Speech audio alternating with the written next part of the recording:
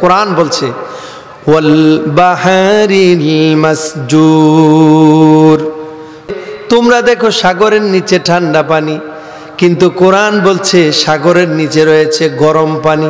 সুবহানাল্লাহ পড়বেন না? ইউনাইটেড স্টেট অফ আমেরিকার নোবেল একাডেমির বিজ্ঞানীরা গবেষণা শুরু করলো, চলে আসলো পৃথিবীর সবচেয়ে গভীরতম জায়গা 33,000 ফিট গভীর।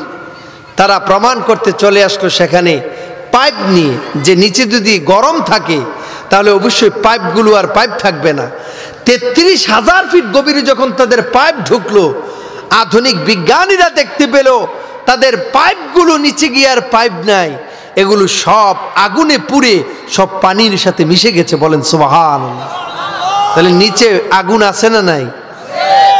এবার তারা চিন্তা করলো কেমন আগুনের পাওয়ার, আরেকটু প্রমাণ করতে তারা নিয়ে আসলো ফায়ার প্রুফের পাইপ, যেই পাইপে আগুন দিলে পাইপ পুড়ে না। 33,000 ফিট গভীরে যখন ফায়ার প্রুফের পাইপগুলো গেল, বিজ্ঞানীরা দেখতে পেল ফায়ার প্রুফের পাইপগুলো আগুনে পুড়ে সব পানির সাথে মিশে গেছে। সুবহানাল্লাহ পড়ে।